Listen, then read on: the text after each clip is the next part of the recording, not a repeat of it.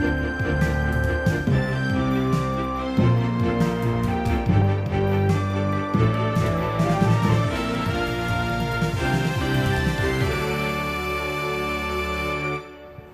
bersama kami dalam Gorontalo Menyapa, masih dengan topik menyikapi persoalan LGBT, lesbian, gay, biseksual, dan transgender.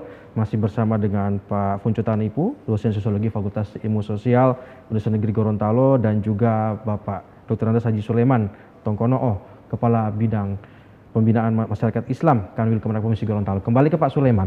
Tentunya Pak Sulaiman tadi sebelum jeda sudah ingin menjelaskan seperti apa nanti upaya yang ini menjadi, apakah kacamata pemerintah melalui Kanwil Kemenak Provinsi sudah mulai ini menjadi persoalan serius atau tidak sebenarnya? Terima kasih. Sebenarnya yang bahayanya di LGBT ini itu kalau umpamanya dibiarkan makin berkembang. Di Gorontalo ini makin berkembang artinya menular gitu Pak? Ya, menular. Menular ke orang lain. Ya, menular ke orang. Karena pengalaman kita di Gorontalo, kenapa dulu itu boleh dikata tidak ada LGBT, boleh dikata seperti itu. Karena apa? Karena secara adat itu begitu dia lahir, kalau dia lahir laki-laki, memang dipelihara bahwa ini kamu laki-laki, seterusnya. Sampai menyangkut masalah adat-adat itu, kalau dia laki-laki jelas adatnya. Jelas. Begitu juga perempuan, kalau umpamanya dia perempuan, sehingga kalau umpamanya dia mau, kalau dia perempuan, kalau dia mau jalan ini harus diperhatikan, ini diperhatikan. Ini semua diatur oleh adat itu. Sehingga untuk menyangkut masalah yang penyimpangan itu tidak ada. ya penyimpangan itu dulu tidak terpikirkan untuk tapi kalau umpamanya sekarang itu sepertinya kalau menyangkut masalah ada seperti itu sudah mulai, ya apalagi di kota-kota seperti ini, kota-kota berkembang modern, seperti itu sudah tidak memperhatikan menyangkut masalah itu. Akhirnya apa? Ya berkembang, kalau umpamanya misalnya dia lahir laki-laki, biarkan dia laki-laki dan seterusnya. Akhirnya kan kalau umpamanya dia bergaul di masyarakat, ketemu dengan itu kan ada pengaruhnya besar.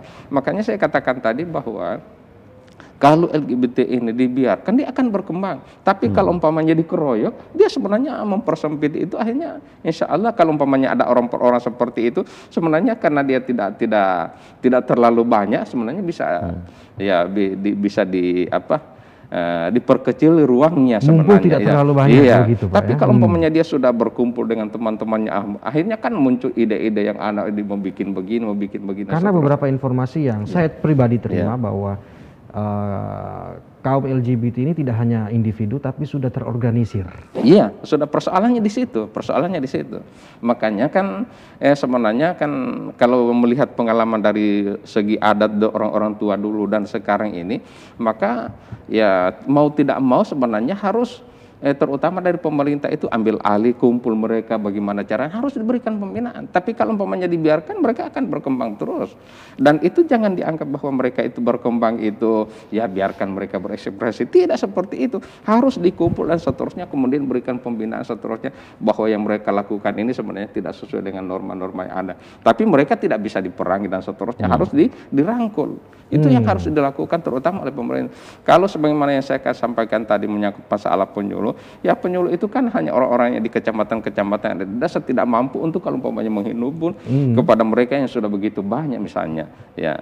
Jadi kalau umpamanya hanya orang-orang yang ada di desa satu persatu, penyuluh itu jangkauan mereka gampang untuk itu. Tapi kalau umpamanya sudah di kota kan, apalagi sebagaimana yang sampaikan tadi, misalnya di perlimaan, itu kan bukan lagi sudah ada komunitas. Ya itu makanya itu harus dikeroyok secara bersama. Ya, saya kira itu. Saya ke Pak Funco kembali. Ini tentunya menarik bahwa pernyataan juga ataupun kita lihat dari Pak Sulaiman mengatakan bahwa ini bisa akan lebih luas lagi. Artinya ini seperti menular begitu ya.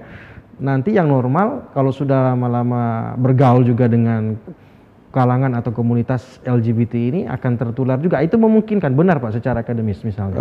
Saya kira juga banyak seperti itu yang dulunya mungkin baru gejala, tiba-tiba kemudian lambat laun dia bisa secara utuh memiliki dan bangga dengan identitas itu.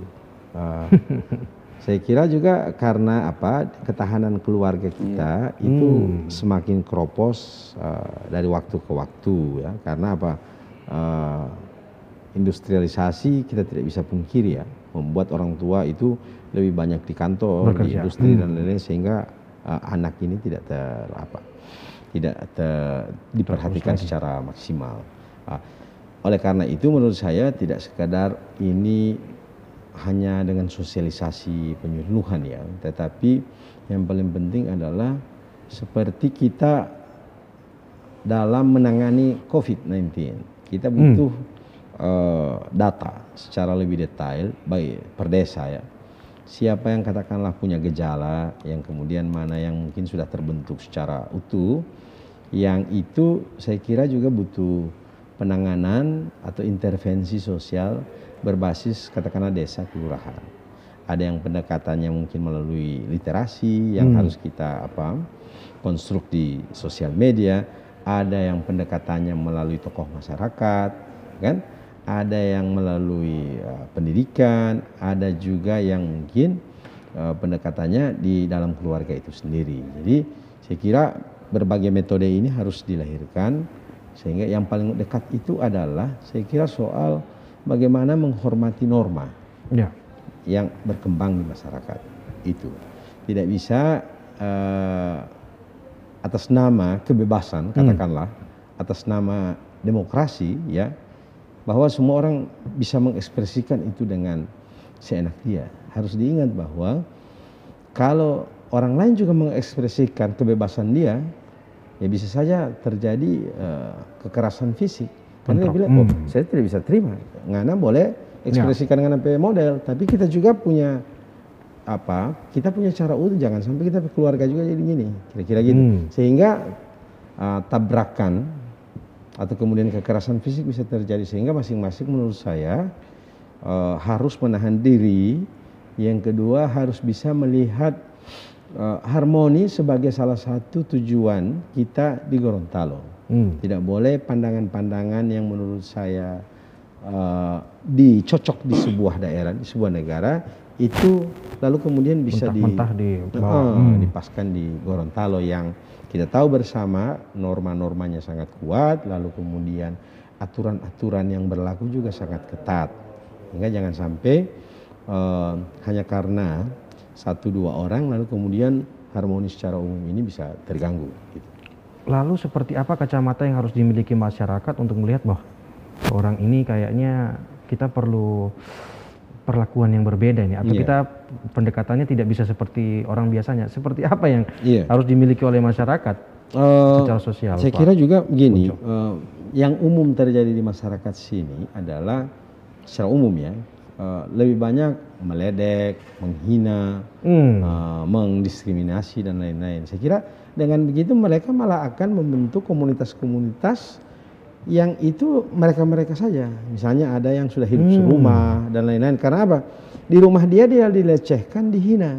Sehingga dia akan mencari komunitas-komunitas yang itu sama-sama bisa berekspresi. Saling mendukung. Saling mendukung gitu. Makanya misalnya kalau kita lihat secara nasional ya. Ada pasangan-pasangan yang memilih menikah di luar negeri.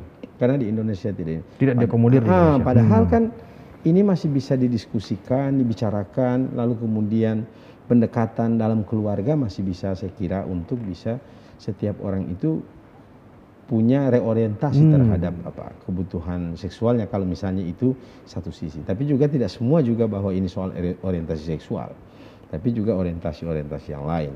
Ya mungkin karena teman sekerja atau komunitas dan lain-lain sehingga terbawa suasana dan itu menjadi sebuah pilihan. Baik, di akhir diskusi kita mungkin kesimpulan sedikit dari Pak, garis besar yang harus dipahami oleh pemirsa tentang persoalan ini, singkat dari Pak Punco lalu ditutup oleh Pak Soleman. Saya kira yang harus didudukkan pertama, mereka adalah manusia.